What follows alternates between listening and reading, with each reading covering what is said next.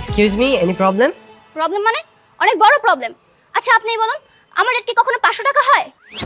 মানে উনি বলছে আমার রেট নাকি 500 টাকা। আমি কি ফকিনি নাকি? হ্যাঁ আপনিই বলুন, আমি তো 10,000 এর নিচে কোনো কাজই করি না। দোস্ত, বোঝা হয়ে গেছে, এখানে টাকাটা ঠিক হবে না, চল চলে যাই।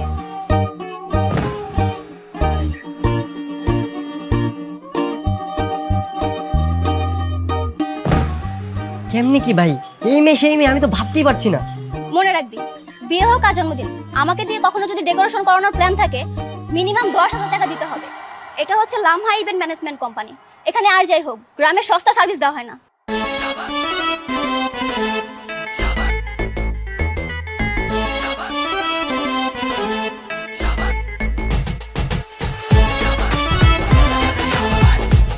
জি, তুই তো অন্য রেটের কথা বলছে, আমরা তো অন্য কিছু ভাবছিলাম। হ্যাঁ দোস্ত, আমরা তো রং নাম্বার ভেবে ফেলছি। তোদের মতো বন্ধু থাকলে পৃথিবীর সবকিছুই রং নাম্বার মনে হবে। ভাগ্যিস আমার গার্লফ্রেন্ডকে আবার পেয়ে গেলাম। কিরে, এই মেয়েটা তো এখানে ছিল, কই গেল? এই কই গেল, কই গেল, কই গেল, কই গেল? হ্যাঁ, তোদেরকে বললাম না দেখতে। কালকের মধ্যে যদি মেয়েকে খুঁজে না বের করিস না, তো দুজনকে একদম 12টা বাজে ফেলবো। কই আছে, চল, সুস্থ বেরিয়ে গেছে। তাহলে তোমার সুন্নতে খাতনা? হ্যাঁ। হাই, আপনারা চলে এসেছেন? সরি সরি সরি, আমরা একটু লেট করে ফেললাম। না না সমস্যা নেই, আপনার বন্ধুর সাথেই কথা বলছিলাম। বন্ধু? উনি আবার বন্ধু হতে যাবেন কেন? ওনাকে তো আমি চিনি না। চেনো না? এই আপনারা বলেছিলেন এটা আপনার বন্ধু হয়।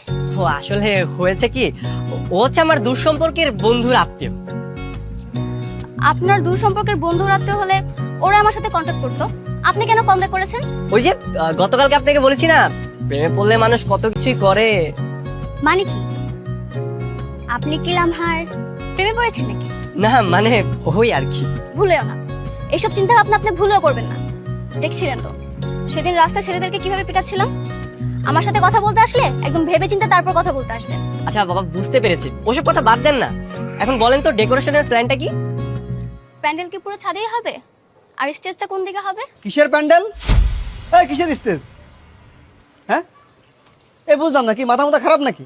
আর আমি তো শুধু বলছিলাম ছাদের উপরে একটু ঝাড়ু মানো দিয়া একটা বিছানা পাইতে দাও। আপনি কে? আমি তো ওই পিচ্চির চাচা। আচ্ছা ঠিক আছে, যেহেতু আপনারা আসছেন একটা কাজ করেন, ছাদটা সুন্দর করে ক্লিন করে একটু ঝাড়ু দিয়ে দিন। ঝাড়ু দেওয়ানোর পরে এই যে এই পাশটা একটু হালকা মরিচ বাতি আর টিস্যু কাপড় দিয়ে দিন, ঠিক আছে? মানে এত স্বল্প আয়োজনের জন্য আমাদেরকে 10,000 টাকা দিয়ে আপনারা নিয়ে এসেছেন? এত স্বল্প আয়োজন তো আপনারাই করতে পারতেন। 10,000 টাকা? কি 10,000 টাকা? আর আমি তো শাকিলে বলছিলাম যে 1500 টাকা দিয়া 2-3 জন লোক